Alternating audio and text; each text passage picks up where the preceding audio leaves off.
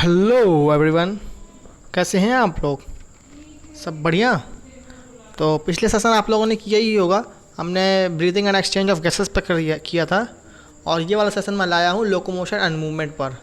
तो welcome to all of you in my NEET preparation YouTube channel. और आज हम करेंगे कुछ मोस्ट एक्सपेक्टेड क्वेश्चंस ये लोकोमोशन एंड मूवमेंट पर, जिस रिलेटेड लोकोमोशन एंड मूवमेंट से रिलेटेड। और ये प्रैक्टिस सेशन 12th है। तो चलिए स्टार्ट करते हैं आज का सेशन। और सेशन स्टार्ट करने से पहले वीडियो को लाइक और चैनल को सब्सक्राइब करना ना भूलें। तो let's start a session. First question is which of the following pairs of chemical substances is correctly characterised. कौन सा पेयर सब्सटेंसेस जो सही सही दिया हुआ है हम लोगों को? Calcitonin and thymosin thyroid hormone के साथ, या फिर pepsin and prolactin to digestive enzyme के साथ secreted in stomach, troponin and myosin complex protein in striated muscles and secretin and rhodopsin polypeptide hormones. कौन से केमिकल सब्सटेंसेज करेक्टली करेक्टराइज्ड है, मतलब कि किन का पेयर सही है? कोई एक हिसाब से बताइए कौन सा इसका सही होगा? इसका आंसर सही होगा option number C, troponin and myosin क्या कॉम्प्लेक्स प्रोटीन है स्टेटेड मसल्स में। देखिए एक आज आपको एक बताता हूँ इसमें कि जो थाइमोसिन हार्मोन होता है, अब इसकी देखिए थाइमोसिन जो हार्मोन है, ये वाला हार्मोन, ये कहाँ से निकलता है? थाइमस ग्लैंड से निकलता है। ठीक है, ये कहाँ से निकलता है? थाइमस ग्लैंड से निकलता है। और यहाँ पर जो प्रोलैक्टिन दिया हुआ है, ये प्रोलैक्टिन क्या है? ये प्रोलैक्टिन एक प्रकार का हार्मोन है जो पिट्यूटरी ग्लैंड से निकलता है। और इसमें देखिए पहले वाले में दिया है calcitonin and thymosin, thyroid hormone से निकलते हैं, लेकिन यहाँ पर ये गलत है। कैल्सिटोनिन तो निकलता है थायराइड हार्मोन से, लेकिन थाइमोसिन एक प्रकार का हार्मोन ही होता है जो थाइमस से सिक्रेट किया जाता है। ठीक है, और जो बी वाले में दिया है हम लोगों को पेप्सिन एंड प्रोलैक्टिन, पेप्सिन और प्रोलैक्टिन, तो इसमें two types of digestive enzyme दिए हुए हैं जो कि क्या है? स्टोमक से सिक्रीट होते हैं। लेकिन पेप्सिन होता है digestive enzyme, prolactin digestive enzyme नहीं होता, प्रोलैक्टिन होता है हार्मोन जो कि पिट्यूटरी ग्लैंड से निकलता है। ठीक है, और लास्ट वाले में दिया है secretin and rhodopsin polypeptide hormones. नहीं, रोडोप्सिन हार्मोन नहीं है, रोडोप्सिन हार्मोन नहीं, रोडोप्सिन एक प्रकार का पिगमेंट है। ठीक है, जो कि रॉड सेल्स के लिए रिस्पॉन्सिबल होता है। तो करेक्ट आंसर होगा option number C, troponin and myosin, जो कॉम्प्लेक्स प्रोटीन के लिए रिस्पॉन्सिबल हैं स्टेटेड मसल्स में। ठीक है, अगला question, which disease is characterized by inflammation of joints due to accumulation of uric acid crystal. कौन सा इनमें से ऐसा डिजीज़ है जो कि इन्फ्लामेशन ऑफ जॉइंट्स के लिए रिस्पॉन्सिबल है? Arthritis, gout, tetani, muscular dystrophy, कौन सा है बताइए? Gout is responsible for the inflammation of joints due to accumulation of uric acid and crystals। क्योंकि अपनी डायरेक्ट एनसीईआरटी की लाइन है ये गाउट वाली जो है डिजीज़ की, आप उसमें पढ़िएगा मिस्थेनिया ग्रेविस और मस्कुलर डिस्ट्रॉफी, आर्थराइटिस सब के बारे में दिया हुआ है। तो वहाँ पर गाउट का भी दिया हुआ है कि gout is responsible for the inflammation of joints due to accumulation of uric acid crystals. ठीक है, आपने पढ़ा हुआ आर्थराइटिस होता है इन्फ्लेमेशन ऑफ जॉइंट्स, आर्थराइटिस में इन्फ्लेमेशन ऑफ जॉइंट्स होता है, ना कि एक्यूमुलेशन ऑफ यूरिक एसिड होता है। ठीक है, और मस्कुलर डिस्ट्रॉफी में ये एक प्रकार का प्रोग्रेसिव मसल वीकनेस होती है। मस्कुलर डिस्ट्रॉफी में मस्कुलर से मसल, आप खुद रिलेट कर लीजिए, मस्कुलर से मसल्स, तो इसमें मसल की वीकनेस होती है और मसल्स में प्रोटीन की कमी होती है मस्कुलर डिस्ट्रॉफी में। और टेटनी तो टेटनस होता है, तो टेटनी नहीं होगा, ना ही आर्थराइटिस होगा, ना ही मस्कुलर डिस्ट्रॉफी होगा। करेक्ट आंसर होगा ऑप्शन नंबर बी, गाउट। ठीक है, next question, which of the following is a part of pectoral girdle. Pectoral girdle का कौन सा पार्ट है? Glenoid cavity, sternum, ilium, acetabulum, बताइए। पेक्टोरल गिर्डर का पार्ट बताना है हम लोगों को, इसमें कौन सा पार्ट है पेक्टोरल गिर्डर का? देखिए मैं बताता हूँ, पेक्टोरल गिर्डर का पार्ट है इसमें glenoid cavity is a part of pectoral गिर्डल। ठीक है, स्कैपुला बियर्स करता है कॉनकेव सॉकेट, स्कैपुला में कॉनकेव सॉकेट होता है जिसको हम ग्लेनॉइड कैविटी कहते हैं। हमारी जो स्कैपुला बोन होती है वहाँ पर कॉनकेव मतलब कॉनकेव शेप में सॉकेट होता है जिसको कहते हैं क्या, glenoid cavity, to which the head of humerus और the upper arm bone fits, जिसमें कि हमारे ह्यूमरस जो हमारी बॉडी है, हाथ की ह्यूमरस बोन है ये अटैच होती है, उसके हेड जो मतलब उसका टॉप पार्ट है वो अटैच होता है, और अपर आर्म ऊपर का जो आर्म होता है उसकी भी बोन उसी में फिट होती है, ठीक है। और उसके बीच में, इनके बीच में जो कैविटी होती है स्कैपुला के, उसमें कॉनकेव टाइप का सॉकेट होता है, उसको कहते हैं हम ग्लिनॉइड कैविटी। आप एनसीईआरटी की लाइन पढ़िएगा जहाँ पर हमें बोन्स की खाली मतलब कि नेम की डिटेलिंग दी हुई है, कहाँ पर कौन सी बोन होती है, वहाँ पर साफ साफ लिखा हुआ ग्लिनॉइड कैविटी में कहाँ कहाँ होती है, ठीक है। तो इसका करेक्ट आंसर क्या होगा, glenoid cavity, option number A. अगला question, ATPase enzyme needed for muscle contraction is located in, कहाँ पर होता है एटीपेज एंजाइम जो कि क्या है, मसल कॉन्ट्रैक्शन के लिए नीडेड है, एक्टिनिन में, ट्रोपोनिन में, मायोसिन में कि एक्टिन में, बताइए कहाँ पर होता है एटीपेज एंजाइम जो कि नीडेड है मसल कॉन्ट्रैक्शन के लिए। ये होता है मायोसिन में। कहाँ पर होता है, मायोसिन में होता है। अब आपको देखिए एटीपेज एंजाइम का फुल डिटेल बताता हूँ इसमें। एटीपेज एंजाइम लोकेट होता है myosin, myosin cross bridge head में, मतलब कि जो मायोसिन के क्रॉस ब्रिज हेड होते हैं वहाँ पर एटीपेज एंजाइम होता है, ठीक है। एक्टिन क्या फॉर्म करता है, एक्टिन फॉर्म करता है लाइट बैंड और या फिर आई बैंड। एक्टिन क्या फॉर्म करता है, ये एक्टिन देखिए, एक्टिन क्या फॉर्म करता है, ये फॉर्म करता है लाइट बैंड या फिर आई बैंड, ठीक है। और एटीपेज एंजाइम कहाँ लोकेट होता है, मायोसिन में, जो मायोसिन के क्रॉस ब्रिज में, क्रॉस ब्रिज के हेड में लोकेट होता है एटीपेज एंजाइम, ठीक है।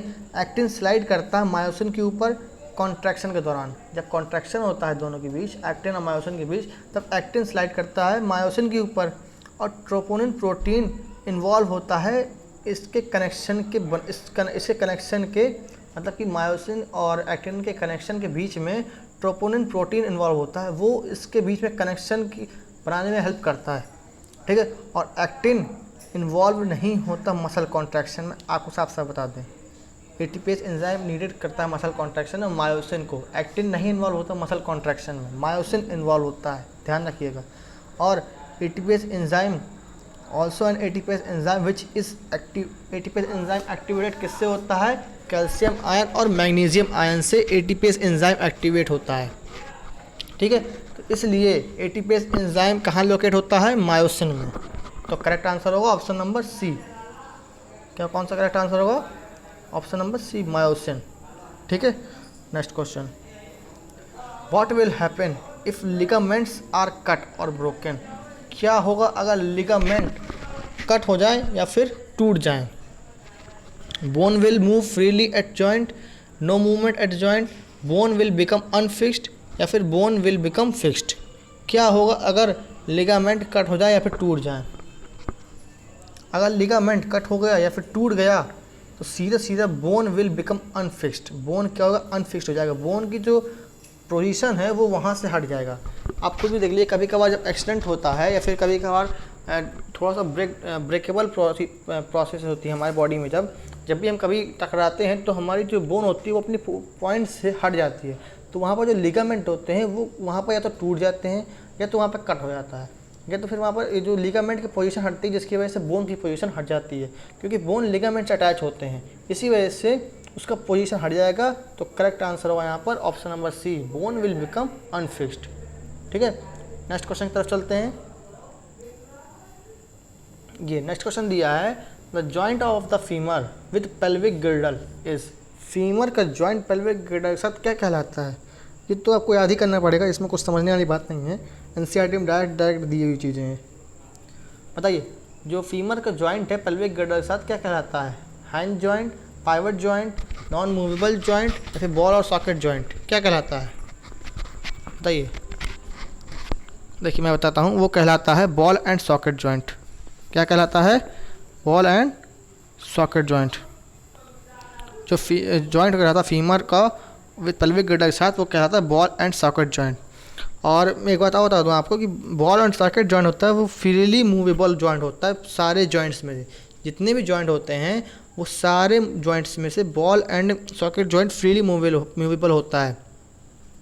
आपको पता होगा बॉल एंड सॉकेट जॉइंट ज़्यादातर कहाँ होता है, जैसे घुटने हो गए हमारे, फिर टेहने हो गए, यहाँ पर बॉल एंड सॉकेट जॉइंट्स होते हैं, उन्हें कहते हैं बॉल एंड सॉकेट जॉइंट्स। ये पूरी तरह फ्रीली मूवेबल होते हैं और इनके जॉइंट में अलाउज होता है मल्टी डायरेक्शनल मूवमेंट और रोटेशन। मतलब कि आप कहीं भी इसको घुमाएंगे सब जगह पर घूम जाएगा, चारों तरफ से मल्टी डायरेक्शनल होता है और रोटेशन होता है। ठीक है, तो इसका करेक्ट आंसर होगा option number D, ball and socket joint. अगला question, myoglobin is present in, myoglobin कहाँ प्रेजेंट होता है? सबसे पहले आपको बताऊं कि जो मसल जो होती हैं रेड कलर ऑक्सीजन स्टोर करती हैं, मतलब कि जो मसल्स रेड कलर की होती हैं और ऑक्सीजन को स्टोर करती हैं, उन पिगमेंट्स को हम कहते हैं मायोग्लोबिन। ठीक है, और रेड मसल्स में जहाँ पर ऑक्सीजन स्टोर होती है वहाँ पर सबसे ज़्यादा माइटोकॉन्ड्रिया पाए जाते हैं। अब बताइए क्या कौन सा आंसर करेक्ट होगा? All muscle fibres, white muscle fibres की रेड मसल फाइबर्स की डी नन ऑफ दिस? मैंने कहा है कि रेड कलर होती हैं मसल्स क्या होता है? मसल्स का रेड कलर होता है, ना कि रेड मसल्स होती हैं। वाइट मसल्स होंगी नहीं तो क्या होंगे? सारे मसल फाइबर्स होंगे। मायोग्लोबिन कहाँ प्रेजेंट होंगे? सारे मसल फाइबर में प्रेजेंट होगी, ना कि वहाँ प्रेजेंट होगी जहाँ पर रेड मसल फाइबर होते हैं। मायोग्लोबिन सारे मसल फाइबर में प्रेजेंट होते हैं और रेड मसल्स में प्लेंटी ऑफ माइटोकॉन्ड्रिया प्रेजेंट होते हैं, जो कि ऑक्सीजन इवॉल्व करने में हेल्प करते हैं, एनर्जी रिलीज करने में हेल्प करते हैं। ठीक है, तो चलते हैं नेक्स्ट क्वेश्चन की तरफ। तो नेक्स्ट क्वेश्चन चलते हैं। अगला क्वेश्चन है, in man ribs are attach to, man में रिब्स कहाँ पर अटैच होती हैं? क्लेविकल, इलियम, स्टर्नम की स्कैपुला, कहाँ पर अटैच होती हैं मैन में रिब्स? बताइए। Ribs are attach to the sternum which is the mid bone of the both of the ribs. ठीक है, रिब्स में पेयर्स होते हैं जो दोनों तरफ से रिब्स में स्टर्नम से अटैच होती हैं। स्टार्टिंग की जो 7 पेयर्स ऑफ रिब्स होती हैं उन्हें हम ट्रू रिब्स कहते हैं, जो डायरेक्टली स्टर्नम से अटैच होती हैं। ठीक है, और जो अगली 3 होती हैं 8, 9, 10 वो डायरेक्टली अटैच नहीं होती, वो इनडायरेक्टली अटैच होती हैं स्टर्नम से, उन्हें हम फॉल्स रिब्स कहते हैं। और जो बाकी की बची हुई 2 रिब्स होती हैं, मतलब कि टोटल कितनी हुई? 12 रिब्स होती हैं हमारी बॉडी में, और बाकी की बची हुई जो 2 रिब्स होती हैं वो फ्लोटिंग रिब्स होती हैं, वो कहीं अटैच्ड ही नहीं होती है। ठीक है, तो यहाँ पर करेक्ट आंसर क्या होगा? ऑप्शन नंबर सी, स्टर्नम से सारी रिब्स अटैच्ड होती हैं। Next question, which of the following is a source of energy for muscle contraction? कौन सा है सोर्स एनर्जी मसल कॉन्ट्रैक्शन का? ये सबको पता ही होगा कि एक्टिन, मायोसिन, एटीपी, एक्टोमायोसिन, कौन सा सोर्स है? सोर्स है एटीपी, जो कि एनर्जी रिलीज करता है। ठीक है, सोर्स क्या है? एटीपी, जो एनर्जी फॉर्म करने में हेल्प करता है, तो यही होगा source of energy for muscle contraction, ATP. Next question, the 8, 9 and 10 ribs are known as false ribs. 8, 9 और 10 रिब्स को फॉल्स रिब्स कहते हैं। अभी मैंने आपको पीछे बताया कि 7 रिब्स स्टार्टिंग में होती हैं वो ट्रू रिब्स होती हैं, और जो लास्ट फिर इसके बाद 3 होती हैं 8, 9, 10 वो फॉल्स रिब्स होती हैं, और जो लास्ट की 2 रिब्स होती हैं वो फ्लोटिंग रिब्स होती हैं। ठीक है, because their external portions are attach to. ये फॉल्स रिब्स क्यों होती हैं? जिफिस्टर्नम costal muscle, costal cartilage of 7th ribs, they have no costal cartilage, they are not true ribs। बताइए ये फॉल्स रिब्स क्यों होती हैं? क्योंकि their external portion are attach to, किससे अटैच होता है इनका एक्सटर्नल पोर्शन? बताइए, इनका external portion attach to the costal cartilage of 7th ribs. इनका जो एक्सटर्नल पोर्शन होता है वो costal cartilage of 7th ribs से अटैच होता है।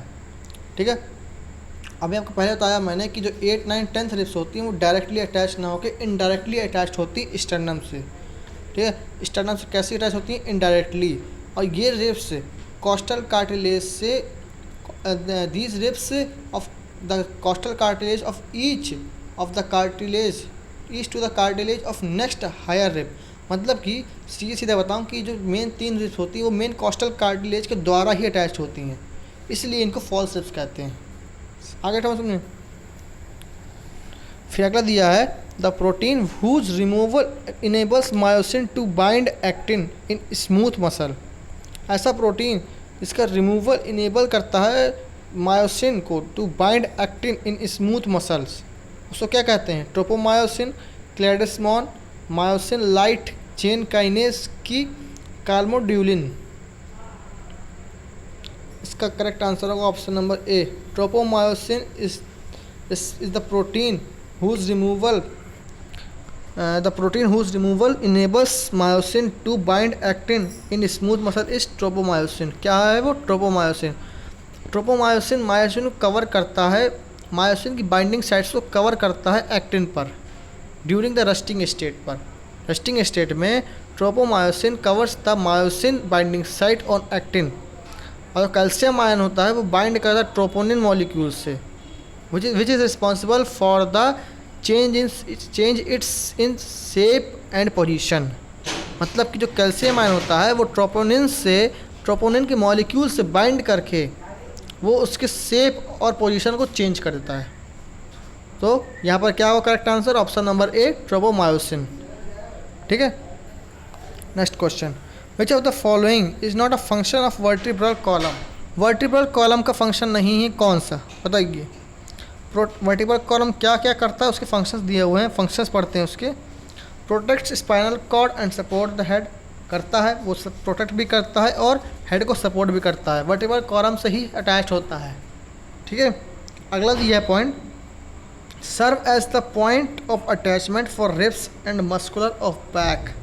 मतलब कि वो क्या करता है? वर्टिब्रल कॉलम सर्व करता है as a point of attachment for the ribs and muscular of the back. मतलब कि हमारे जो बैक की मसल्स हैं उसको और स्टर्नम को, मतलब कि उसको और रिब्स को अटैच करने में हेल्प करता है। जी हाँ, करता है, क्योंकि हमारी जो बैक मतलब कि हमारे जो वर्टिब्रल कॉलम है उसी से ही हमारे मसल्स उसी से हमारी मसल्स टिकी हुई हैं, जिससे वजह से हमारी रिब्स से मसल्स हमारी अटैच होती हैं, तो वो भी करता है। थर्ड में दिया हुआ है सपोर्ट टार्सल एंड मेटाकार्पल। क्या टार्सल और मेटाकार्पल को सपोर्ट करता है? देखिए मैं आपको इसे बताता हूँ कि जो टार्सल और मेटाकार्पल बोन्स होती हैं वो लिम्ब की होती हैं, लिम्ब्स की बोन्स होती हैं टार्सल और मेटाकार्पल। ठीक है, वे पार्ट होते हैं अपेंडिकुलर स्केलेटन के, ना कि वर्टिब्रल कॉलम के। टार्सल और मेटाकार्पल जो होते हैं वो अपेंडिकुलर स्केलेटन के पार्ट होते हैं, ना कि वर्टिब्रल कॉलम के। तो इसका करेक्ट आंसर क्या होगा? Option number C, supports tarsal and metacarpals, इसको सपोर्ट नहीं करता है, तो एक करेक्ट आंसर होगा हमारा। ठीक है, और लास्ट में बी एंड सी दिया है वो तो है ही नहीं। तो next question, what is correct about the human body? Human body से क्या करेक्ट है बताइए? 5 वर्टिब्रा होते हैं नेक में, कि ब्रेन बॉक्स में 4 बोन्स होती हैं, कि 15 पेयर्स ऑफ रिब्स होती हैं, कि 12 थोरैकिक वर्टिब्रा होती हैं। बताइए कौन सा करेक्ट है? 3 गलत होंगे, 1 करेक्ट होगा, कौन सा करेक्ट वाला ढूंढना है।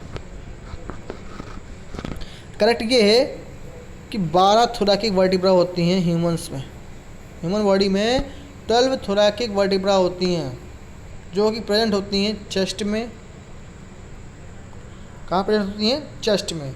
और ये बोन्स इंक्रीज करती हैं, इंक्रीजेस इन साइज़, ये बोन साइज़ में बढ़ती हैं जब हम बॉडी को मूव नीचे करते हैं।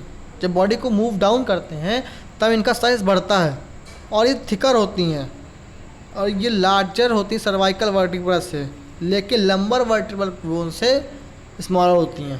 तो फिर से बताता हूँ ये वाला पॉइंट, कि जो थोरैकिक वर्टिब्रा होते हैं वो सर्वाइकल वर्टिब्रा से लार्जर होते हैं। किससे? सर्वाइकल वर्टिब्रा से, लेकिन लंबर वर्टिब्रल बोन से स्मॉलर होते हैं। और जब हम बॉडी को डाउन मूव करते हैं तो इनका साइज़ क्या होता है? बढ़ता है। ठीक है, और वो कितनी होती है? 12 पेयर्स होती, 12 थोरैकिक वर्टिब्रा होते हैं हमारी बॉडी में। तो करेक्ट आंसर क्या होगा? Option number D. Next question, what is the right sequence of bones in the year ossicle of mammals starting from tympanum inward? कौन सा है राइट सीक्वेंस बोन्स का? अरे सीधा सीधा बात है भैया, आपकी कल शादी होगी मान लीजिए, तो आपकी क्या आएंगी? आपकी आएंगी मिस। क्या आएंगी? आपकी आएंगी मिस। अभी आप क्या हैं? मिस्टर। अभी नहीं है, मतलब कि आपकी क्या आएगी? मिस। तो मिस मतलब malleus incus steps, malleus incus steps आपकी क्या आएगी, ध्यान रखिए कल हमारी शादी होगी तो हमारी क्या आएंगी, मिस मतलब मैलियस इनकस और स्टेप्स। तो इसका करेक्ट आंसर होगा ऑप्शन नंबर ए, मैलियस इनकस स्टेप्स। तो नेक्स्ट क्वेश्चन की तरफ चलते हैं। अगला क्वेश्चन है the smallest bone in rabbit और मैन स्केल्टन, रैबिट और मैन के स्केल्टन में सबसे ज़्यादा छोटी बोन कौन सी है?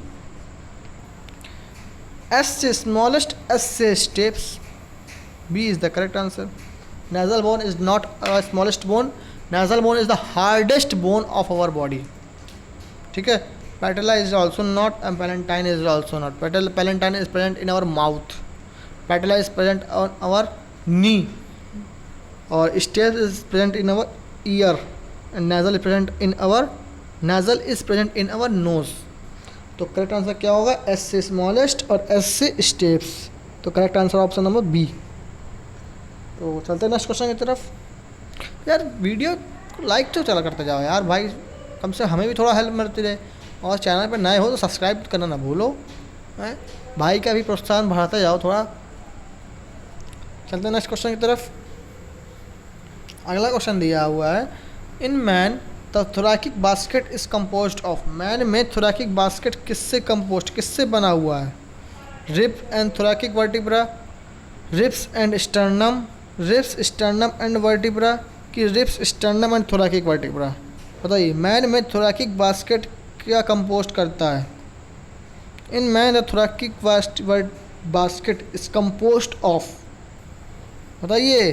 मैं बता देता हूँ, नहीं बिठाएंगे आप तो, वैसे बताऊँगा मैं ही, पर फिर भी ट्राई करिए। वीडियो कहीं भी क्वेश्चन आप लोग लगे, कोई हर क्वेश्चन से मैं कहता हूँ कि हर क्वेश्चन में क्वेश्चन आते ही आप वीडियो को पॉज करिए, उसको सोचिए, उसका आंसर दिमाग में लाइए और फिर वीडियो को स्टार्ट करिए, फिर उसका आंसर देखिए और मैं जो एक्सप्लेनेशन देता हूँ उसका एक्सप्लेनेशन समझिए। और कोई भी क्वेरीज हो मुझको आप कमेंट्स बॉक्स में बताइए, या फिर मेरा इंस्टाग्राम मेरा अकाउंट लिंक मैंने इनबॉक्स में डाल दिया है, आप देख लीजिएगा। और डिस्क्रिप्शन में मेरा लिंक ही पड़ा है इंस्टाग्राम का, आप मुझे वहाँ फॉलो कर सकते हैं और मुझसे कोई भी क्वेश्चन वहाँ पूछ सकते हैं, आपको ज़रूर से ज़रूर रिप्लाई दूंगा मैं, ठीक है। तो इसका करेक्ट आंसर क्या होगा, option number D, ribs sternum thoracic vertebra. जो मैन का थोरैकिक बास्केट होता है वो क्या कंपोस्ट करता है, रिब्स स्टर्नम और थोरैकिक वर्टिब्रा। देखिए मैं आपको इसका एक्सप्लेनेशन देता हूँ कि जो डॉर्सल, वेंट्रल और लैटरल पार्ट होता है थोरैकिक बास्केट का, मतलब कि रिब्स क्या होते हैं, डॉर्सल पार्ट होता है, स्टर्नम वेंट्रल पार्ट होता है और थोरैकिक वर्टिब्रा क्या होता है, लैटरल पार्ट होता है। मैं फिर से बताता हूँ, रिब्स डॉर्सल पार्ट होता है और स्टर्नम वेंट्रल पार्ट होता है और थोरैकिक वर्टिब्रा लैटरल पार्ट होता है, किसका, थोरैकिक बास्केट का, ठीक है। और ये किससे बने होते हैं, थोरैकिक वर्टिब्रा, स्टर्नम और रिब्स से। तो नेक्स्ट क्वेश्चन से चलते हैं। अगला क्वेश्चन है the cup shaped cavity for the articulation of the head of femur. Cup shape cavity जो होती है, बताइए फीमर की क्या होती है, glenoid cavity, acetabulum, obturator, sigmoid notch. Cup shape cavity for the articulation of the head. देखिए मैं आपको पहले इसका एक्सप्लेनेशन देता हूँ, पहले आप इसका आंसर बताइए। The correct answer will be acetabulum is the cup shaped cavity. क्या होता है, acetabulum is the, just a second, yes, acetabulum is the cup shape cavity, ठीक है, for the articulation of the head of the femur. और एक बात तो बताऊँ कि एसिटाबुलम किसका बना होता है, इलियम स्कियम प्यूबिस। मैं आपको लिख देता हूँ इसकी स्पेलिंग, शायद आपने पढ़ी भी होगी, बट शॉर्ट फॉर्म बताऊँ तो IIP, इप, या फिर इसका उल्टा कर लीजिए तो आपको ज़्यादा सिंपल रहेगा, PIIP। क्या है, P, देखिए इसको क्या होगा, प्यूबिस, ये क्या है, इलियम, ठीक है, ये क्या है, स्कियम,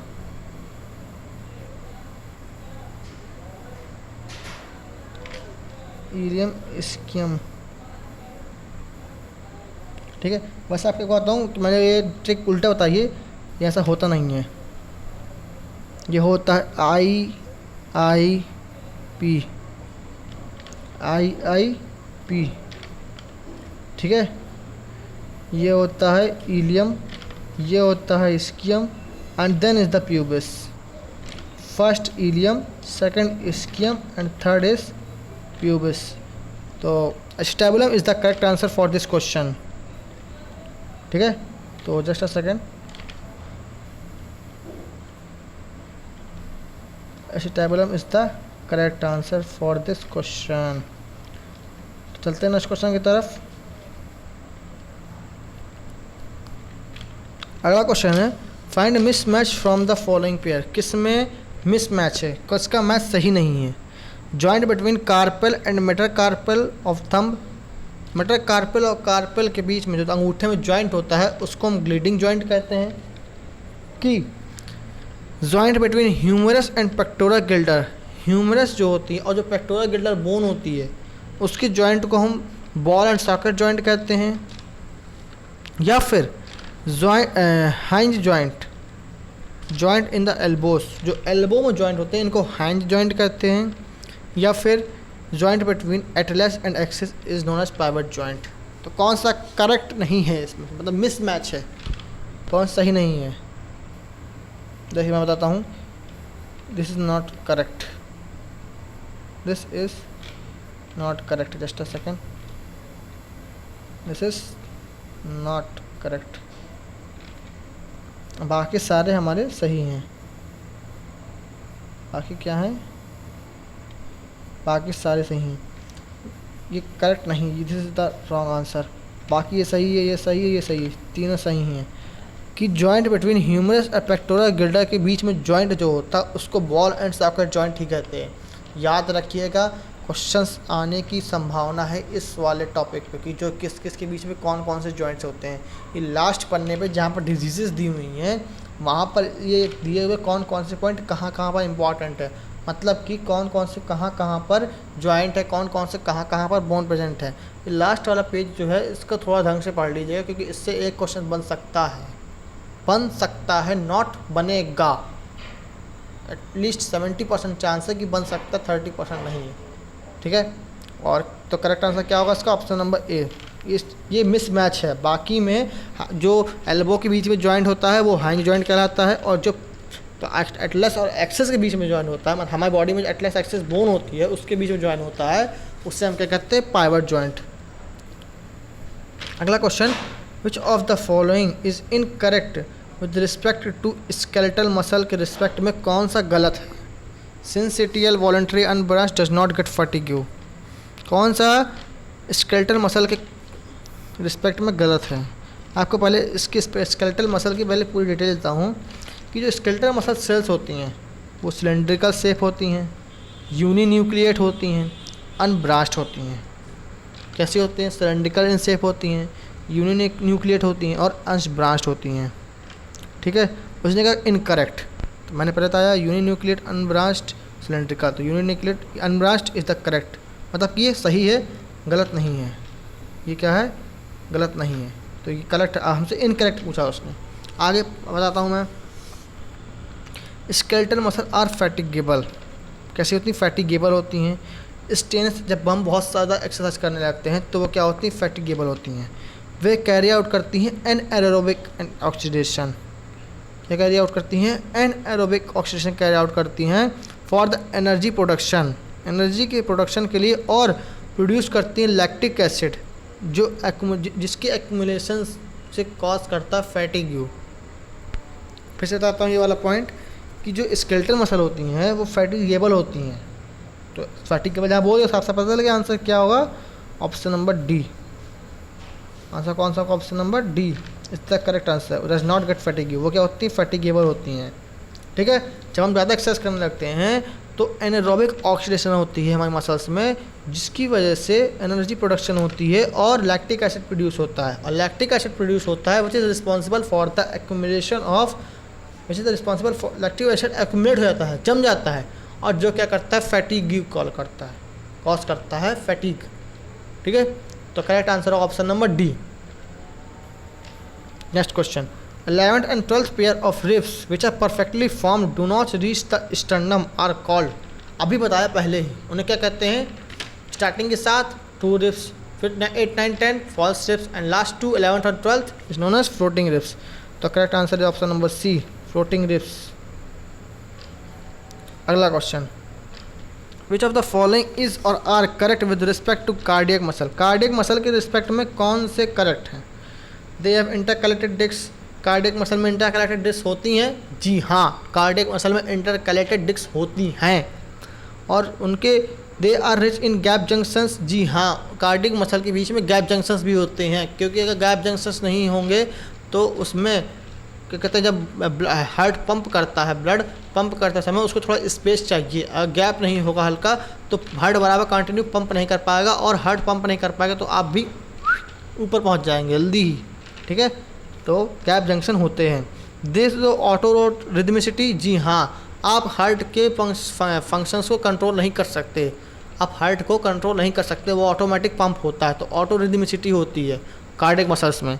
तो करेक्ट आंसर क्या हुआ, ऑल द करेक्ट, सारे सही हैं इसके, ऑल आर करेक्ट। अगला question, total numbers of bone in appendicular skeleton. Appendicular skeleton में कितनी बोन्स होती हैं। अपेंडिकुलर स्केलेटन में होती हैं 126 बोन, 80 नहीं होती, ना ही 206 होती हैं, 206 होती पूरी बॉडी में, 3 से 9 भी नहीं होती, और ना ही 80 होती, 126 बोन होती हैं अपेंडिकुलर स्केलेटन में। तो finally guys we have completed this session and thank you for watching the video. और रोज़ के लिए आज की भी एडवाइस रही होगी कि learn every day and every day याद करिए, थोड़ा थोड़ा याद करिए, कंटिन्यू याद करिए, 100% सक्सेस मिलेगी। और नीट को तो फोन ही है आपको, और मेरे साथ बने रहिए, मैं आपको पूरी सीरीज इसी तरह कंप्लीट कराऊंगा। और मिलते हैं नेक्स्ट वीडियो में, जो आएगा अगला वीडियो देखते कहीं में आता है, वैसे आप जानते ही अगला टॉपिक क्या है, तो अगले टॉपिक पे ही आएगा। तो मिलते हैं नेक्स्ट वीडियो में, bye bye guys, bye bye. और हाँ, वीडियो को लाइक और सब्सक्राइब करना ना भूलिए, कम से कम यार हमारी भी हेल्प करते जाइए हैं, आपकी इतनी मदद करते हैं, आप रोज़ क्वेश्चन प्रैक्टिस कराते हैं। तो वीडियो को लाइक एंड सब्सक्राइब करना ना भूलें, और शेयर ज़्यादा करें कि कम से कम ज़्यादा से ज़्यादा बच्चे देख पाएँ नीट वाले, ज़्यादा से ज़्यादा अपने फ्रेंड्स में जो बच्चे नीट कर रहे हैं, जो भाई लोग आपकी नीट कर रहे हैं, उनमें ज़्यादा से ज़्यादा शेयर करिए, कम से कम उनको भी हेल्प मिले, ठीक है। तो बाय बाय गाइस, मिलते हैं नेक्स्ट वीडियो में, बाय।